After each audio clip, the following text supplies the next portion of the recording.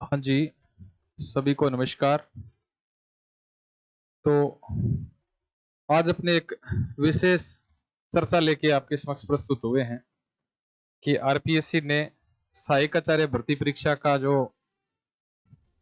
Exam था, वो exam में अब क्या कह सकते हैं उसके बारे में, क्योंकि फॉर्म है वो दोबारा खोल दिया था, रीओपन कर दिए हैं। और जो 40% 36% वाला जो नियम है वो नियम लागू कर दिया है। सभी को फॉर्म भरना अनिवार्य है। कुछ विशेष नियम, कुछ विशेष चर्चा, कुछ विशेष संदर्भ, कुछ मुख्य तथ्य लेकर आपके समक्ष प्रस्तुत हुआ हूं। कि पहले तो ये नोटिफिकेशन आया आज ही। ये नोटिफिकेशन है, इसके तहत क्या है कि कॉलेज शिक्षा विभाग के सहायक आचार्य के 30 पदों का 30 विषयों में जो 575 पद थे, उनका 13 दिसंबर 2024 को नोटिफिकेशन जारी हुआ था। उस नोटिफिकेशन में जो 16/9/2025 द्वारा भर्ती से संबंधित एक नियम आया था। परसों की बात है, परसों ही कुछ नियम चल रहे थे। उस नियम के तहत सहायक पदों की भर्ती का जो विज्ञापन है ना, वो विड्रॉल कर लिया है। अर्थात 13/12/2024 वाला जो फॉर्म भरने की जो प्रक्रिया थी, विज्ञापन था, वो विड्रॉल कर लिया।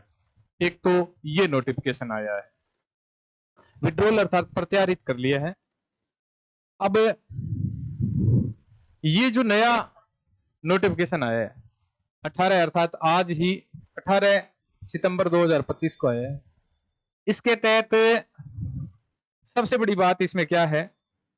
इसमें सबसे बड़ी बात एक तो ये है कि उक्त पदों हेतु पूर्व में आवेदित अभ्यर्थियों को नए सिरे से फॉर्म भरना अनिवार्य है या आवेदन करना अनिवार्य है।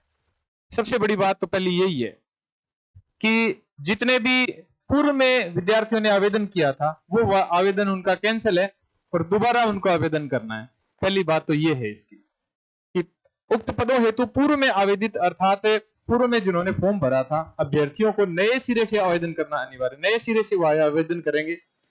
पद स्थायी है तथा विभाग से प्राप्त कुल रिक्त पदों की संख्या में वृद्धि या कमी की जा सकती है। उनमें विषयवार आरक्षित पदों की सूचना ये है।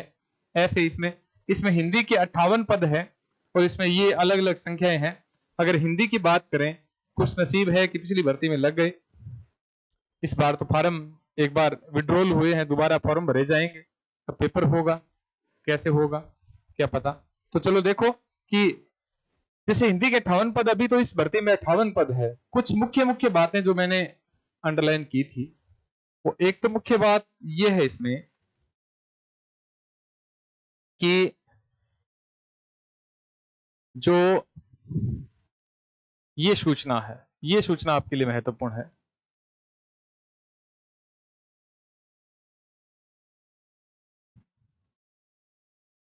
जो आयु की सीमा में छूट है, जैसे एससी, एसटी, ओबीसी, एसबीसी और ईडब्ल्यूएस, एमबीएस सॉरी और ईडब्ल्यूएस, ये जो भर्ती है, इसमें जो जितने भी अभ्यर्थी है, उन अभ्यर्थियों को पुरुष वर्ग को 5 वर्ष की छूट है।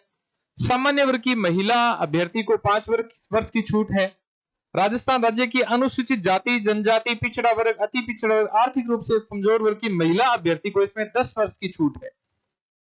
और अधिकतम 40 वर्ष है, तो मतलब ओबीसी का कैंडिडेट, एससी का कैंडिडेट, एसटी का कैंडिडेट, ईडब्ल्यूएस का कैंडिडेट जो पुरुष वर्ग है उसको 45 वर्ष, ओबीसी सॉरी जनरल वर्ग की महिला है उसको 45 वर्ष, जो ओबीसी की, एससी की, एसटी की, एमबीसी की और ईडब्ल्यूएस की जो महिला है उसको 10 वर्ष की छूट है।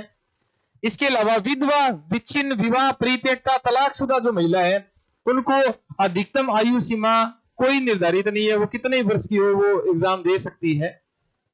रिजर्विस्ट अर्थात प्रतिरक्षा सेवा के कर्मचारी जिनका रिजर्व में स्थानांतरण कर दिया गया हो के मामले में उपवर्तित अधिकतम आयु की सीमा 50 वर्ष होगी, अर्थात 50 वर्ष तक वो आवेदन कर सकते हैं। रिजर्विस्ट अर्थात प्रतीक्षा सेवा के अभ्यर्थी है जो, वो उनके लिए 50 वर्ष की आयु होगी। अब जब इसमें मुख्य बातें और है, वो इसमें थोड़ी जूम हो रही है, इस वजह से मैं इसको अलग से अभी बता रहा हूं। एक तो आवेदन करने की तिथि कब है, ये देखो, ये जूम करके मैं अगले पेज पे बता दूंगा। इसको इसको जूम करके अगले पेज पे अपने बात करेंगे।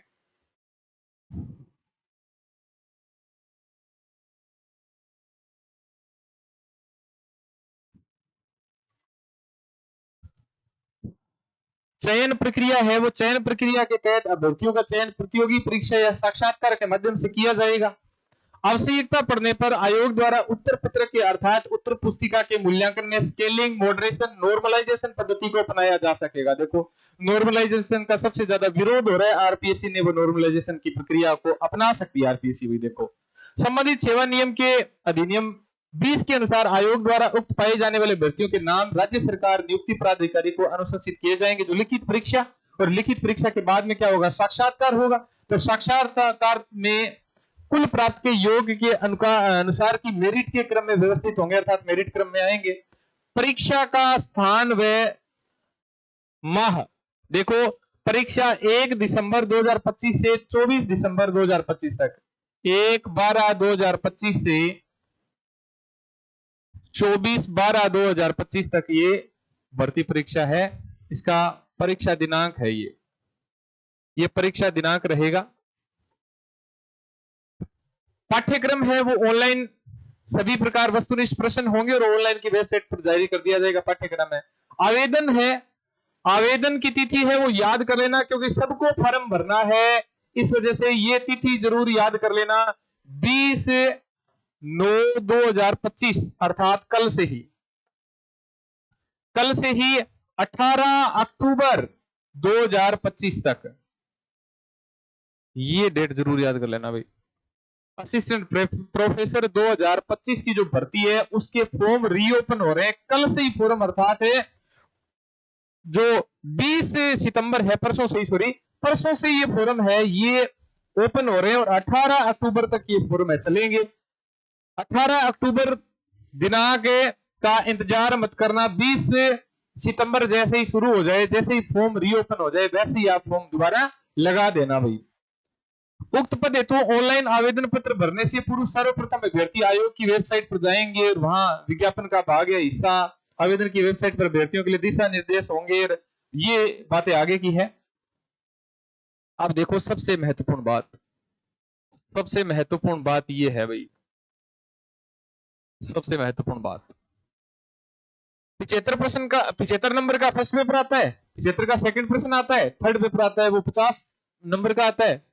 तो 75 ये हो गए, 150 और 50 200, ये टोटल है, ये 200 नंबर का पेपर होगा इसमें, ठीक है।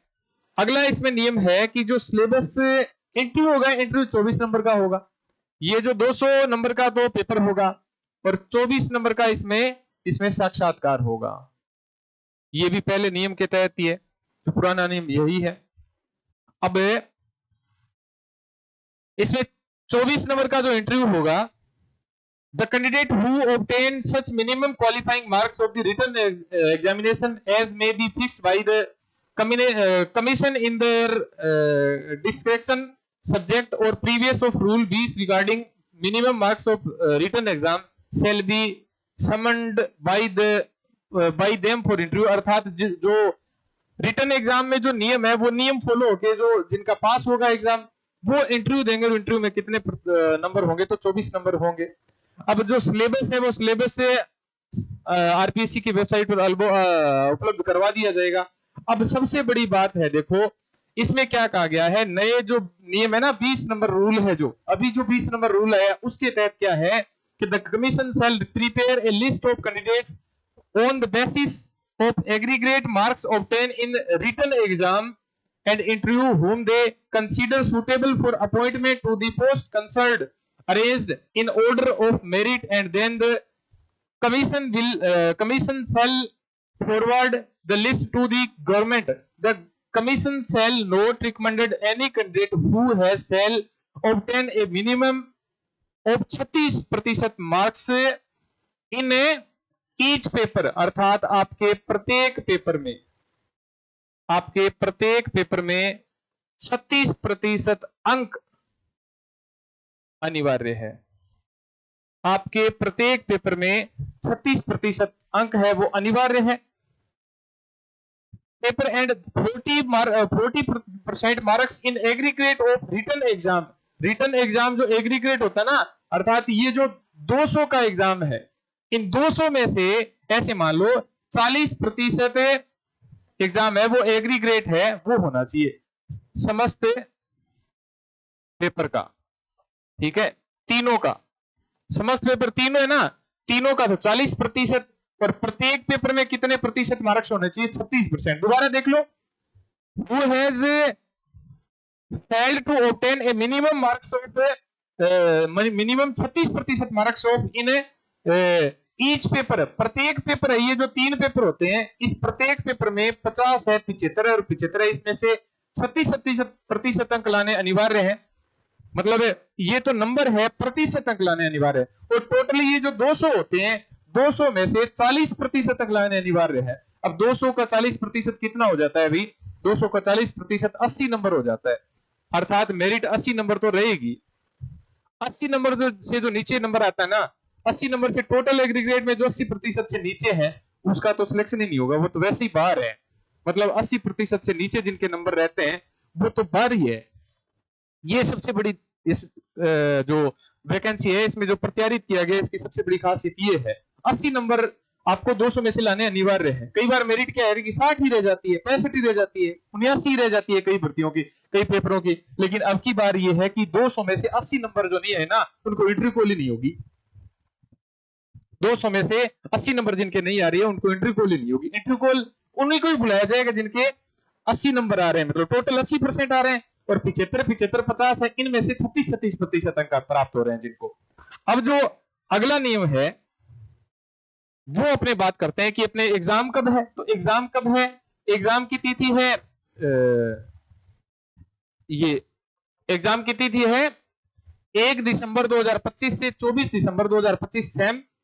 इसके अलावा अगर आवेदन की तिथि है वो है 20 सितंबर 2025 से 18 अक्टूबर 2025 तक की है, ठीक है। इसके अलावा आयु सीमा में अगर छूट देखी जाए तो SC, ST, OBC, EWS, NBS के पुरुष वर्ग को 5 वर्ष की छूट है, अर्थात 45 वर्ष। सामान्य वर्ग की महिला को 5 वर्ष की छूट है, अर्थात 45 वर्ष। SC, ST, OBC, MBC और EWS की महिला अभ्यर्थियों को 10 वर्ष की छूट है, अर्थात 50 वर्ष तक। आरक्षित वर्ग के अभ्यर्थियों को रिजर्वेशन कोटे से जो रिजर्वेशन अर्थात प्रतिरक्षा सेवा के कर्मचारी जिनका रिजर्व में स्थानांतरण कर दिया गया हो के मामले में ऊपरी आयु सीमा 50 वर्ष की होगी, अर्थात आरक्षित वर्ग की जो प्रतिरक्षा सेवा के कर्मचारी है उनकी आयु सीमा होगी 50 वर्ष।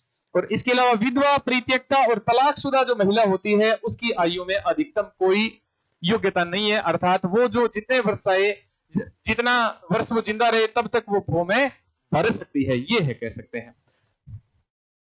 शैक्षणिक अर्हता संबंधी जो नियम अगर कहें आपने, जैसे नेट जेआरएफ है, ये जो आपका नेट जेआरएफ कब तक का होना चाहिए, ये जो नेट सेट है ये कब तक का होना चाहिए? पद की अपेक्षित शैक्षणिक अर्हता के अंतिम वर्ष की परीक्षा में सम्मिलित हुआ हो, और सम्मिलित होने वाला व्यक्ति भी आवेदन करने के लिए पात्र होगा, किंतु उसे आयोग द्वारा आयोजित साक्षात्कार से पूर्व शैक्षणिक अर्हता अर्जित करनी होगी। अर्थात इंटरव्यू जब होगा ना, पहला इंटरव्यू होगा, उससे पहले सारी की सारी शैक्षणिक योग्यता अर्थात नेट है, सेट है, वो सारी शैक्षणिक योग्यता आपको पूरी करनी होगी। साक्षात्कार से पूर्व अभिव्यक्ति का आशय है साक्षात्कार की प्रक्रिया प्रारंभ होने की दिनांक का पहला दिन। अर्थात ऐसे नहीं कि आपका साक्षात्कार है ये मानो 18 मार्च को है, तो ये नहीं है कि 18 मार्च आपके 17 मार्च को आपका नेट का रिजल्ट आ गया तो आप क्वालिफाई हो गए। आपके जो सब्जेक्ट का इंटरव्यू है वो सब्जेक्ट का इंटरव्यू अगर 3 मार्च को, ऐसे कह सकते हैं ना, 3 मार्च को ये शुरू हुआ है, तो 3 मार्च से पहले किसी का रिजल्ट आया हुआ होना चाहिए, ठीक है। नेट और सेट का रिजल्ट है ये 3 मार्च से पहले आया होना चाहिए। देख लो साफ लिखा हुआ है, साक्षात्कार से पूर्व अभिव्यक्ति का से है साक्षात्कार की प्रक्रिया प्रारंभ होने की दिनांक, अर्थात साक्षात्कार का पहला दिन। साक्षात्कार का पहला दिन है, उससे पहले शैक्षणिक जो अर्हता है अर्थात योग्यता है वो आपकी पूर्ण हो जानी चाहिए। ये आपके लिए नोटिफिकेशन है। जरूरी बात आपके लिए ये है कि आपके आवेदन की अंतिम तिथि है 18 अक्टूबर 2025। इस दिन का इंतजार मत करना, आप फॉर्म भर देना। 20 सितंबर से जैसे ही शुरू हो फॉर्म, वैसे ही आप शुरू में फॉर्म भर के दोबारा तैयारी के लग जाना। सभी अभ्यर्थियों को चयन की अग्रिम शुभकामनाएं। आप अपनी तैयारी जोरों शोरों से करते रहो। ये नोटिफिकेशन आते रहेंगे। शैक्षणिक अर्हताएं हर एक पेपर में लागू होगी अब धीरे धीरे। और आपकी जानकारी के लिए एक बात और बता दें कि ये जो भर्तियां हो रही है इनके जो पेपर अभी स्टैंडर्ड के आ रहे हैं, पीछे मैं बात कर रहा था नीट के पेपर की, उसके बाद में बात कर रहा था स्कूल व्याख्याता के पेपर की। उस स्कूल व्याख्याता से पहले आरएस प्री का एग्जाम हुआ था, अभी थोड़ी दिन पहले सेकंड ग्रेड का एग्जाम हुआ था। अब ये जो असिस्टेंट प्रोफेसर का एग्जाम होगा, पेपर का जो लेवल है, पेपर का जो स्टैंडर्ड है वो काफी हाई हो गया है, काफी स्टैंडर्ड का पेपर आ रहा है। तो आप सेकंड ग्रेड के, फर्स्ट ग्रेड के, आरएस प्री के या फिर पीछे जो जितने भी भर्तियां उसमें टफ स्टैंडर्ड था, तो वो जो अपना कह सकते हैं कहने कि अपनी किस्मत खराब थी, पेपर स्टैंडर्ड का आ गया, पेपर बहुत कठिन आ गया, तो अब की बार भी पेपर इसमें भी कठिन ही आएगा, कोई ऐसा नहीं है कि इसमें सरल आ जाएगा। तो अपनी तैयारी है वो स्टैंडर्ड लेवल की करो, स्टैंडर्ड की तैयारी शुरू कर दो। कोई प्रकार की दिक्कत हो तो आप हमें बेझिझक कमेंट करके भी आप हमसे समस्या का समाधान है वो पा सकते हैं। धन्यवाद, मिलते हैं अपने अगले वीडियो में। धन्यवाद जी।